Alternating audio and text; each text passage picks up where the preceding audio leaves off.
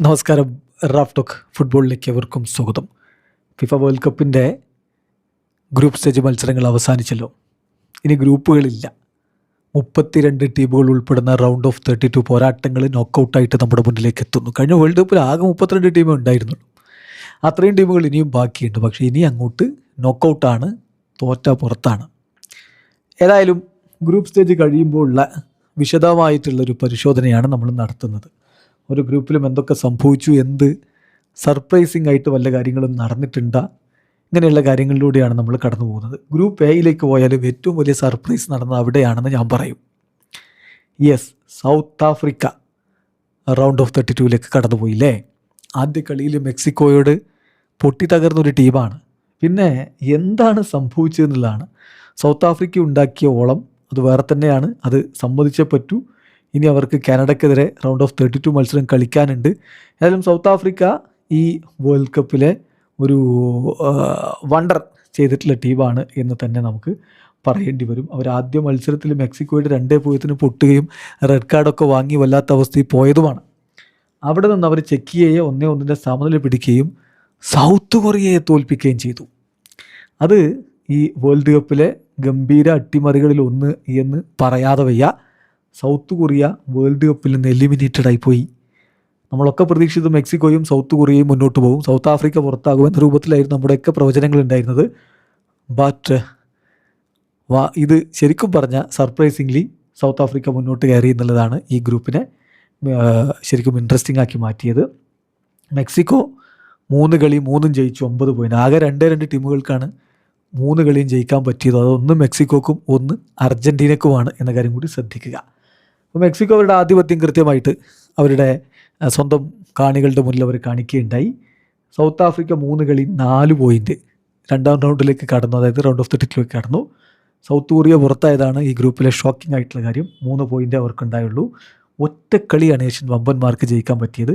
ചെക്കിയക്ക് 1 point, പ്രതീക്ഷ പോലെ അവർ പുറത്താവുകയും ചെയ്തു. ഗ്രൂപ്പ് ബിയിലേക്ക് വന്നാൽ അവിടെ പ്രത്യേകിച്ച് അത്ഭുതങ്ങളൊന്നും സംഭവിച്ചില്ല എന്ന് പറയേണ്ടി വരും. കാരണം നമ്മൾ കരുതിയ പോലെ സ്വിറ്റ്സർലൻഡ് തന്നെ ഗ്രൂപ്പിൽ 1-ാമതെത്തി, കാനഡ 2-ാമത്, ബോസ്നിയ ആൻഡ് ഹെർസഗോവിന അവർ 3-ാം സ്ഥാനവും കൊണ്ട് മുന്നോട്ട് കയറുകയും ചെയ്തു. ഖത്തർ പ്രതീക്ഷ പോലെ തന്നെ പ്രത്യേകിച്ചൊന്നും ചെയ്യാൻ കഴിയാതെ ഒരുപാട് ഗോളുകളൊക്കെ വഴങ്ങി പുറത്തായി. ഒരു സമനില കൊണ്ട് കിട്ടിയ 1 പോയിൻ്റ് ഉണ്ട്. സ്വിറ്റ്സർലൻഡ് 3 കളി 7 പോയിൻ്റ് ഗ്രൂപ്പ് ചാമ്പ്യന്മാരായി. കാനഡ 3 കളി 4 പോയിൻ്റ്. നല്ല ടീമുണ്ട് കാനഡക്ക്, ബട്ട് എന്തുകൊണ്ടോ 1 കളിയെ ജയിക്കാൻ പറ്റുകയുള്ളൂ. ബോസ്നിയ ആൻഡ് ഹെർസഗോവിന അവസാനം 1 കളി ജയിച്ചുകൊണ്ട് റൗണ്ട് ഓഫ് 32 ഉറപ്പാക്കിയിരുന്നു. സോ അവിടെ വലിയൊരു അത്ഭുതങ്ങൾ ഉണ്ടായി എന്ന് പറയാനില്ല. ഗ്രൂപ്പ് സി നമ്മളൊക്കെ പറഞ്ഞ പോലെ തന്നെ സംഭവിച്ചു. ബ്രസീലും മൊറോക്കോയും മുന്നോട്ട് പോയി, അത് തന്നെ സംഭവിച്ചു. പക്ഷേ ബ്രസീൽ വേഴ്സസ് മൊറോക്കോ മത്സരം അതൊരു കിടിലൻ പോരാട്ടമായിരുന്നു. അതിനപ്പുറത്തേക്ക് അവിടെ ഒരു കട്ടക്ക് പോരാട്ടം ഉണ്ടായെന്ന് ചോദിച്ചാൽ ഇല്ല എന്ന് പറയേണ്ടി വരും. ബ്രസീൽ വളരെ അനായാസം ഹെയ്ത്തിയെയും സ്കോട്ട്ലൻഡിനെയും മറികടന്നു. 3 കളി 7 പോയിന്റ്. മൊറോക്കോ 3 കളി 7 പോയിന്റ്.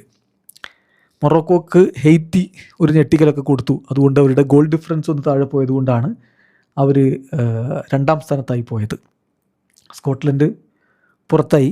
സ്റ്റീവ് ക്ലർക്ക് അവരുടെ കോച്ച് ഇപ്പോൾ സ്റ്റെപ്പ് ഡൗൺ ചെയ്തു. ഹെയ്ത്തി 0 പോയിൻറ്റുമായിട്ട് പുറത്താവുകയും ചെയ്തു. ആ ഗ്രൂപ്പിൽ വലിയ അത്ഭുതങ്ങളില്ല. ബ്രസീലിൻ്റെ സൂപ്പർ താരം വിനി ജൂനിയറുടെ മിന്നും പ്രകടനമാണ് ആ ഗ്രൂപ്പിൻ്റെ സ്റ്റാൻഡ് ഔട്ടായിട്ട് നമുക്ക് എടുത്തു പറയാനുള്ളൊരു ഐക്കണിക് പെർഫോമൻസ് എന്ന് പറയാവുന്നത്. ഗ്രൂപ്പ് ഡിയിലേക്ക് വന്നാൽ തീർച്ചയായിട്ടും അവിടെയും ചില ഞെട്ടിക്കലുകൾ സംഭവിച്ചിട്ടുണ്ട്.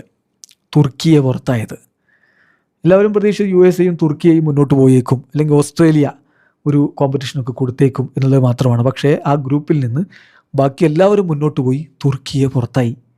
ഈ വേൾഡ് കപ്പിലെ ഡാർക്ക് ഹോഴ്സസ് ആകുമെന്ന് പലരും പ്രതീക്ഷിച്ച ആർദ ഗുളറെ പോലെയുള്ള മിന്നും താരമൊക്കെയുള്ള തുർക്കിയെ 3 കളികൾ അവസാനം 1 കളി ജയിച്ചു, മുഖം രക്ഷിച്ചു എന്നതൊഴികെ മറ്റൊന്നും നേടാൻ പറ്റാതെ പുറത്തായി എന്നുള്ളതാണ് ഈ ഗ്രൂപ്പിൻ്റെ പ്രത്യേകത. അതേസമയം USA അവരുടെ കരുത്ത് കാണിച്ചു.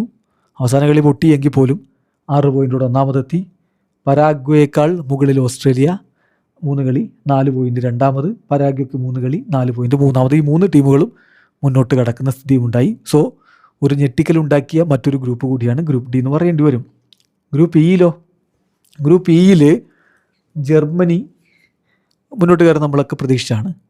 ഇക്വഡോർ 2-ാം സ്ഥാനം കൊണ്ട് കയറുന്ന കരുതി. പക്ഷേ ഇക്വഡോർ 3-ാമതായി പോയി. ഐവറി കോസ്റ്റ് നന്നായിട്ട് കളിച്ചു. കുർസാവോയുടെ കാര്യത്തിൽ അവർ ഗോൾ വഴങ്ങി അങ്ങ് ഏറ്റവും ഒടുവിലായിപ്പോയി. പക്ഷേ അവർ ഒടുവിൽ ഒരു പോയിന്റ് നേടിയിട്ടുണ്ട് എന്നുള്ള ആ ഒരു പോരാട്ട വീര്യം നമ്മൾ കാണാതെ പോകരുത്. അവർ ഗോൾ വഴങ്ങി എന്ന് പറഞ്ഞാൽ ജർമ്മനിയുടെ കാര്യത്തിലാണ് 7 ഗോളുകൾ അവർ വഴങ്ങിയത്. ജർമ്മനി ആദ്യ കളിയിൽ കുർസാവോക്കെതിരെ 7 ഗോൾ വർഷിച്ചു. പക്ഷെ പിന്നെയുള്ള കളികളൊക്കെ അവർ കഷ്ടപ്പെടുകയായിരുന്നു. ഐവറി കോസ്റ്റിനോട് രക്ഷപ്പെട്ടു പോയതാണ് യുൻഡാവിൻ്റെ അവസാന നിമിഷത്തെ ഗോളിൽ 2-1.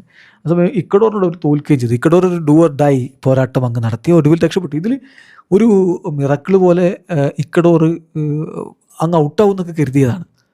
ഇക്കഡോർ എന്ന് പറഞ്ഞാൽ അതിശക്തമായിട്ടുള്ള ടീമാണ്, മുന്നോട്ട് പോകാൻ കെൽപ്പുള്ള കപ്പാസിറ്റി ഉള്ള ടീമാണ്. ആദ്യത്തെ 2 കളികൾ അവരെങ്ങനെ ആ രൂപത്തിലുള്ളൊരു ജയിക്കാതെ പോയി എന്നുള്ളതാണ്, മോശം പെർഫോമൻസ് വന്നു എന്നുള്ളതാണ്. ബട്ട് ആവശ്യമുള്ള സമയത്ത് അവർ ജർമ്മനിക്ക് പടി കൊടുത്തു. സോ ഈ ഗ്രൂപ്പ് വളരെ ഇൻട്രസ്റ്റിംഗ് ആയിരുന്നു. ജർമ്മനിയും പൊട്ടി, ഐവറി കോസ്റ്റും പൊട്ടി, ഇക്കഡോറും പൊട്ടി, ചരമേൽക്കാത്തവരാരുമില്ല എന്നുള്ള അവസ്ഥയായി. ഏതായാലും 3 ടീമുകളും മുന്നോട്ട് കയറി എന്നുള്ളത് മാത്രമാണ് അവിടുത്തെ പോസിറ്റീവ്. പക്ഷേ ഇക്കഡോറിനെ ഞാൻ 2ാം സ്ഥാനം കരുതിയതാണ്. നമ്മൾ അങ്ങനെയാണ് പ്രതീക്ഷയിലൊക്കെ പറഞ്ഞത്. ബട്ട് അവർ 3ാം സ്ഥാനത്തായി പോയി. എനിവേ ഇക്കഡോർ മുന്നോട്ട് കയറി, ജർമ്മനിയും ഐവറി കോസ്റ്റും അവരുടെ മുന്നിലുണ്ട്. ഗ്രൂപ്പ് എഫിലേക്ക് വരുമ്പോൾ ഗ്രൂപ്പ് എഫിൽ പ്രത്യേകിച്ച് എന്തെങ്കിലും സംഭവിച്ചോ? ഇല്ല എന്ന് പറയേണ്ടി വരും. ടുണീഷ്യ പുറത്താവും നമ്മളൊക്കെ പറഞ്ഞതാണ്. ടുണീഷ്യ പുറത്തായി.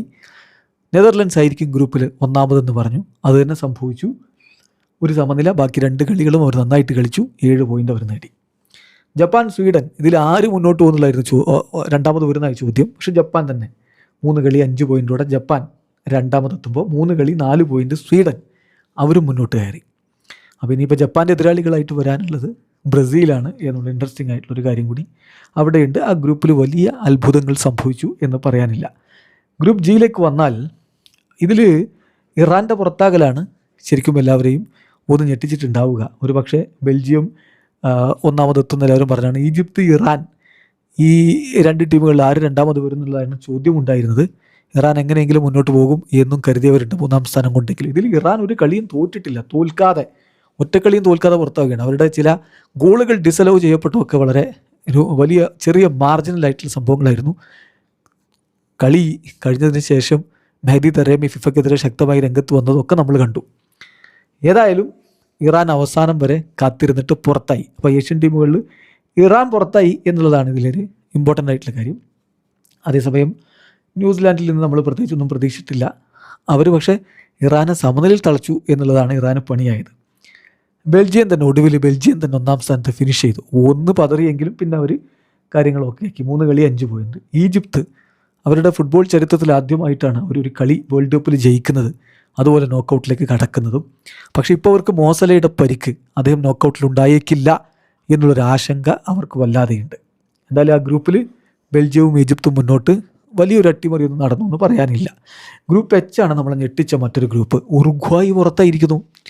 ആ ഗ്രൂപ്പ് കണ്ടപ്പോഴേ എല്ലാവരും പറഞ്ഞ കാര്യമാണ് സ്പെയിന് 2ാമത്, ഉറുഗ്വായി ഇവർ മുന്നോട്ട് പോകും, ബാക്കി 2 ടീമുകൾക്കും പ്രത്യേകിച്ചൊന്നും ചെയ്യാനില്ലെന്ന്. പക്ഷെ അങ്ങനെയല്ല. ഈ ഗ്രൂപ്പിൽ കേപ്പ് വെർദെ എല്ലാവരെയും ഞെട്ടിച്ചു അല്ലേ. ഈ സൗത്ത് ആഫ്രിക്ക റൗണ്ട് ഓഫ് 32ലേക്ക് കടന്നതൊരു സർപ്രൈസിങ് എൻട്രി ആണെന്ന് പറഞ്ഞ പോലെ തന്നെയാണ് കേപ്പ് വെർദെയുടെ റൗണ്ട് ഓഫ് 32ലേക്കുള്ള എൻട്രിയും. അപ്പം അതിലവർ തുടക്കം തന്നെ സ്പെയിനിനെ സമനിലയിൽ തളച്ചുകൊണ്ട് ഞെട്ടിച്ചു തുടങ്ങിയതാണ്. ഉറുഗ്വായ്ക്കെതിരെ അവർ കട്ടക്ക ഗോൾ തിരിച്ചടിക്കുകയും ചെയ്തു. അങ്ങനെ സമനില പിടിച്ചു. സൗദിയെയും അവർ സമനിലയിൽ കുരുക്കി. അങ്ങനെ ഈ ഗ്രൂപ്പ് ഒരു പ്രധാനപ്പെട്ട കാര്യം എന്ന് പറഞ്ഞാൽ 3ാം സ്ഥാനക്കാരായ ടീമിന് 3 പോയിൻ്റ് പോലും കിട്ടാത്തൊരു ഗ്രൂപ്പാണിത്. 2ാം സ്ഥാനത്ത് വന്ന ടീമിന് 3 പോയിൻ്റ് മതി മുന്നോട്ട് കടക്കാനുള്ള അവസ്ഥയുണ്ടായി. സോ വേൾഡ് കപ്പിലെ തന്നെ മറ്റ് ഗ്രൂപ്പുകളിൽ നിന്ന് തീർത്തും വ്യത്യസ്തമായ ഒരു റിസൾട്ട് വന്ന ഗ്രൂപ്പാണ് ഗ്രൂപ്പ് എച്ച്. സ്പെയിന് 3 കളി 7 പോയിൻറ്റുമായിട്ട് 1ാം സ്ഥാനത്തെത്തി. കേപ്പ് വെർദെ 3 കളി ഒറ്റക്കളിയും ജയിക്കാതിരുന്നിട്ടും 3 പോയിൻറ്റോടെ 2ാം സ്ഥാനത്തെത്തി. പിന്നെ ഉറുഗ്വായ്ക്ക് 3 കളി ഒറ്റ വിജയമില്ല, 2 പോയിൻ്റ്, അവസാനം ബിയൽസക്ക് സ്ഥാനം തെറിക്കുന്ന അവസ്ഥ ഉണ്ടായിരിക്കുകയാണ്.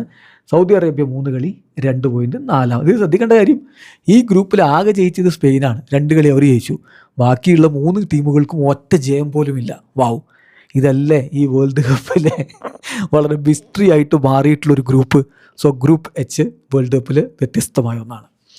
ഗ്രൂപ്പ് ഐയിലേക്ക് പോയാൽ എന്താ ഇപ്പോൾ അവിടെ ഒന്നും പ്രത്യേകിച്ച് സംഭവിച്ചിട്ടില്ല. ഫ്രാൻസ്, നമ്മൾ നേരത്തെ പറഞ്ഞ കാര്യത്തിൽ ഒരു തിരുത്തണ്ടേ, മെക്സിക്കോയും അർജൻറ്റീനയും മാത്രമാണ് 9 പോയിൻ്റുകൾ എന്ന് പറഞ്ഞിരുന്നു. ഫ്രാൻസിനും 9 പോയിൻ്റ് ഉണ്ട്. ഫ്രാൻസും കളിച്ച 3 കളിയും വിജയിച്ച ടീമാണ്. 3 കളിയും വിജയിച്ച ടീം 9 പോയിൻ്റ്. ഗംഭീരമായിട്ട് തന്നെ അവർ കളിച്ചു. അവസാന കളിയിൽ നോർവേ അവരുടെ പ്രധാന സ്ട്രൈക്കർമാരൊന്നും ഇറക്കാതെയാണ് കളിച്ചതെന്നുള്ളത് നമ്മൾ മറക്കുന്നില്ല. എന്നാൽ പോലും വെടിച്ചിൽ ടീമുണ്ട് ഫ്രാൻസിന്. പ്രതീക്ഷ പോലെ അവർ ഒന്നാമതെത്തി. പിന്നെ സെനഗലോ നോർവേ ആര് രണ്ടാമതെത്തുന്നതാണ് ചോദ്യം ഉണ്ടായിരുന്നത്. സെനഗൽ പുറത്തേക്ക് നിന്ന് തോന്നിച്ചിടത്തുനിന്ന് പിന്നെ രക്ഷപ്പെട്ടു എന്നുള്ളതാണ്. 3 പോയിൻറ്റും കൊണ്ട് അവർ കയറി പോന്നു. 3 പോയിന്റിലൊരു ടീം കയറുന്നു. ഇപ്പോൾ ഇറാനൊക്കെ പുറത്തായി 3 പോയിന്റ് വെച്ചിട്ട്. പക്ഷേ സെനഗൽ മുന്നോട്ട് കയറി 3-ാം സ്ഥാനത്ത് 3 പോയിന്റും കൊണ്ട്. നോർവേ എളിങ് ഹാലൻ്റെ ചിറകിലേറി ഇനിയും മുന്നോട്ട് പോകുമെന്നുള്ളൊരു പ്രതീക്ഷയും ഉണ്ടാക്കുന്നു. ഇറാഖ് പിന്നെ പ്രതീക്ഷ പോലെ തന്നെ തകർന്നടിഞ്ഞു. അപ്പോൾ ഈ ഗ്രൂപ്പിലും വലിയ സംഭവങ്ങളൊന്നും ഉണ്ടായിട്ടില്ല. സെനഗൽ തുടക്കത്തിൽ പതറി എന്നുള്ളത് ഒഴികെ മറ്റ് സംഭവങ്ങളൊന്നും അവിടെ ഉണ്ടായിട്ടില്ല. ഗ്രൂപ്പ് ജയിൽ ജോർദാൻ എല്ലാവരിൽ നിന്നും അടി വാങ്ങുന്ന പ്രതീക്ഷയാണ്. അങ്ങനെ അടി വാങ്ങിയിട്ടുണ്ട്. പോയിന്റുകളൊന്നുമില്ല, 3 പൊട്ടി അവർ പുറത്തായി. ബാക്കി 3 ടീമുകൾ മുന്നോട്ട് പോയി. അർജൻറ്റീന ഗംഭീരമായിട്ട് ഗ്രൂപ്പ് സ്റ്റേജ് കടന്നു കയറുന്ന കാഴ്ച. മെസ്സിയുടെ മാജിക്കൽ പെർഫോമൻസ്. 3 കളിയിൽ നിന്ന് മെസ്സി നേടിയത് 6 ഗോളുകളാണ്. അദ്ദേഹം ടോപ്പ് സ്കോററുമാണ്. 3 കളി 3 ജയിച്ചു, 8 ഗോൾ അടിച്ചു. ഒരേ ഒരു ഗോളാണ് തിരികെ വാങ്ങിയത്. 7 ഗോൾ ഡിഫറൻസ്, 9 പോയിന്റ്. അർജൻറ്റീന ഒന്നാമത്. ഓസ്ട്രിയ ആണെങ്കിൽ 3 കളി.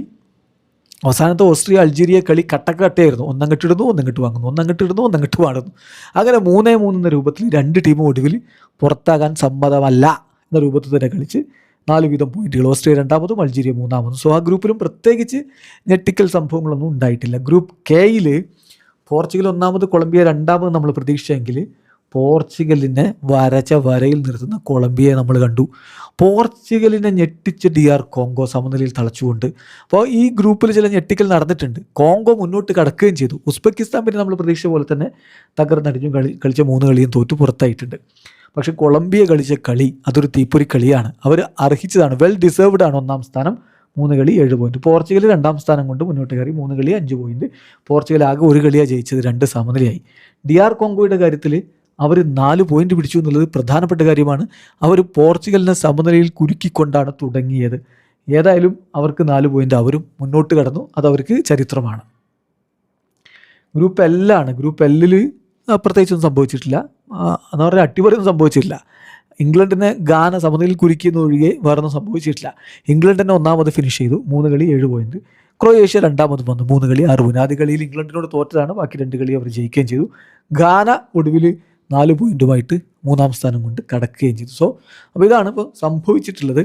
സോ ഞെട്ടിച്ച എൻട്രി എന്ന് പറഞ്ഞാൽ ആ 2 ടീമുകളുടെ എൻട്രിയാണ്. അതായത് സൗത്ത് ആഫ്രിക്കയുടെ റൗണ്ട് ഓഫ് 32 വരവും കേപ്പ് വെർദയുടെ റൗണ്ട് ഓഫ് 32 വരവുമാണ് ഞെട്ടിച്ച എൻട്രി.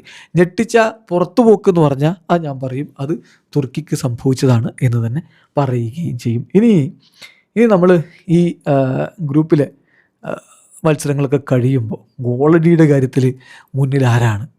അത് നമ്മൾ മനസ്സിലാക്കേണ്ട ഒരു കാര്യം, ചെറുപ്പക്കാർ വാഴുന്ന ഫുട്ബോൾ ലോകത്ത് ഒരു 39-കാരൻ 19-കാരൻ്റെ അതേ മികവിൽ കളിക്കുന്ന കാഴ്ചയാണ് നമ്മൾ കാണുന്നത്. ലയണൽ മെസ്സി അല്ലാതെ മറ്റാര്, ഗോളടിയിൽ മെസ്സി അല്ലാതെ മറ്റാര്. 6 ഗോളുകളുമായിട്ട് ഇപ്പോൾ ഗോൾഡൻ ബൂട്ടിനുള്ള റേസിൽ മെസ്സി ഒന്നാമത് നിൽക്കുമ്പോൾ 4 ഗോളുകളുമായിട്ട് സൂപ്പർ താരങ്ങളുണ്ട്. എർലിംഗ് ഹാലൻഡും കിലിയൻ എംബാപ്പയും ഒസ്മാൻ ഡെംബലയും വിനി ജൂനിയറും ഒക്കെ പിന്നാലെ തന്നെയുണ്ട്. സോ ഈ ഗോൾഡൻ ബൂട്ട് റേസ് ഇനിയും കനക്കും എന്നർത്ഥം. ഇനി അസിസ്റ്റുകളുടെ ഒരു ലിസ്റ്റിലേക്ക് വന്നാൽ 3 അസിസ്റ്റുകളുമായിട്ട് 2 പേരുണ്ട്. ഒന്ന് സ്വീഡൻ്റെ അലക്സാണ്ടർ ഐസക്കും, മറ്റൊന്ന് ബ്രസീലിൻ്റെ ബ്രൂണോ ഗുയിമേറസുമാണ്. 2 അസിസ്റ്റുള്ള നിരവധി പേരുണ്ട്. സോ അസിസ്റ്റിനുള്ള പോരാട്ടവും അവിടെ നടന്നുകൊണ്ടിരിക്കുകയാണ്. അതിലും ഗ്രൂപ്പ് സ്റ്റേജ് നമുക്ക് വളരെ സമ്മോഹനമായ കുറേ മുഹൂർത്തങ്ങൾ സമ്മാനിച്ചു. ഇനി കാത്തിരിക്കാം നോക്കൗട്ട് സ്റ്റേജ് മത്സരങ്ങൾക്കായി. വീഡിയോ അവസാനിക്കുന്ന ഫുട്ബോൾ ലോകത്തെ കൂടുതൽ വിശേഷങ്ങളുമായി റാഫ്റ്റോക്സ് എത്താം.